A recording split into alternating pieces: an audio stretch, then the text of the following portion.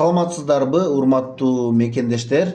Камчыбек Ташиев азыр гана кыргыз элине кайрылуу жасады. Анда эмесе биз сиздерге ошол кайрылууну өзгөртүүсүз толук бойдон окуп берели.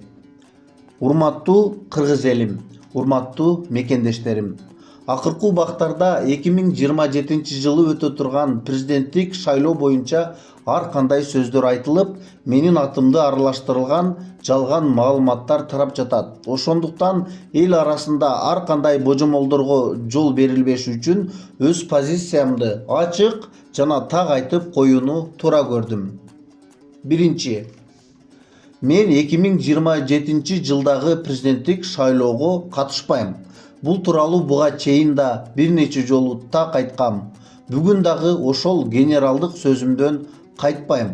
Менин позициям өзгөргөн жок жана өзгөрбөйт. Экинчи, 2027 жылдагы президенттик шайлоодо Кыргыз Республикасынын президенти башкы кол башчы Садыр Нуркожоевич Жапаровду толук колдойм. Бул дагы менин көптөн бери айтылып келе жаткан так позициям экенин билесиздер.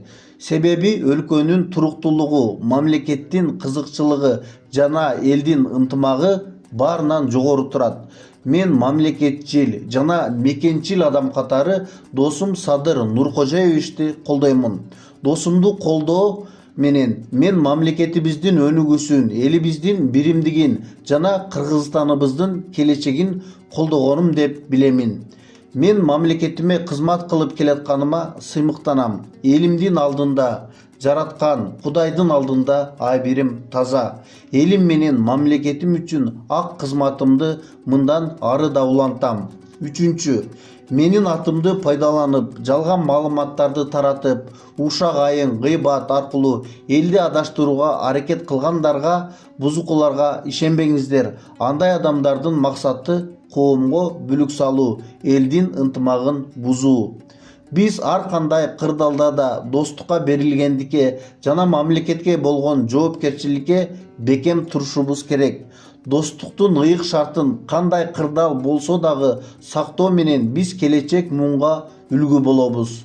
Кыргызстаныбыздын күчү элдин биримдигинде, ынтымагында. Ал эми мамлекетибизге кызмат кылуу ар бирибиздин ыйык милдетибиз.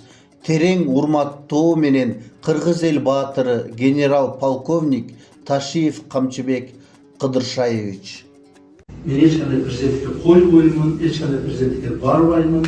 Мен толук бойдон Садыр Нуркожоевичти колдоп чыгам.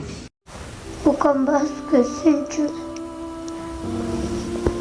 Мен укамбасага он үчүн акча таппай атабыз. Эжикте чуркап жүрсүнчү бул дагы. Ассаламу алейкум, урматтуу кыргыз элим, мен Кубанычбек кызы Кымбат.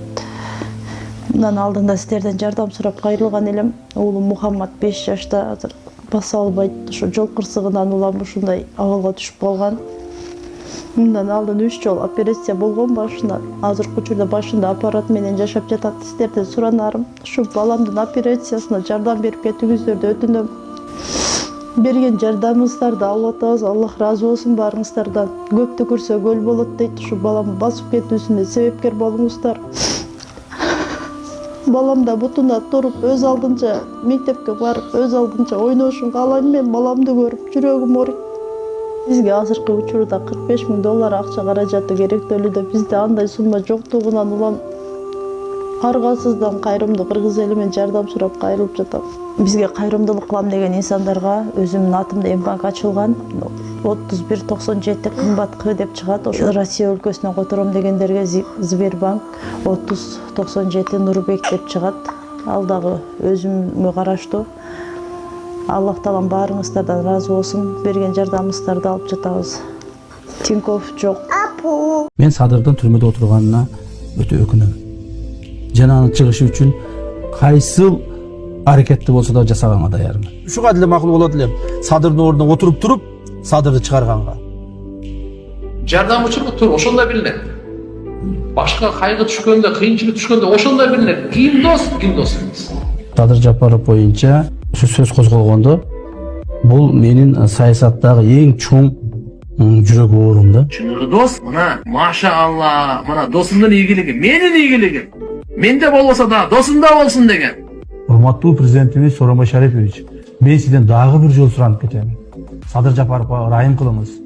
Садыр Жапаровго ырайым кылып, ушул Алла Тааланын ыйык күндөрүндө чыгара бериңиз.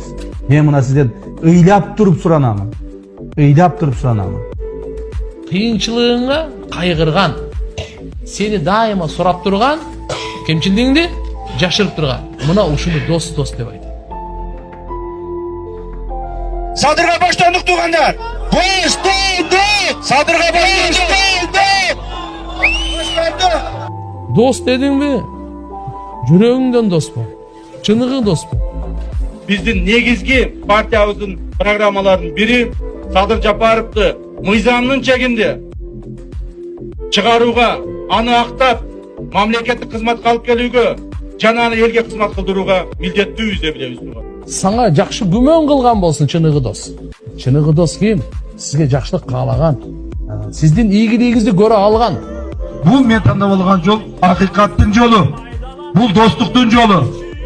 Мен досум таштап кете албадым. Бүгүнкү күнгө чейин Садырда коркунуч бар. Себеби Садыр тордун нарагында булардын колунда турат моментип. Мыкчып кармап турушат. Ошо колдорун сындырып туруп биз алып чыгышыбыз керек турган. Сындырып туруп алып чыгышыбыз керек. Менин эң негизги максатым болгон Садырды чыгарып алам деген. Бүгүн Садырдын айтканына макул болсоңуздар, 2 айдан кийин Садыр Жапаровду президент кылабыз.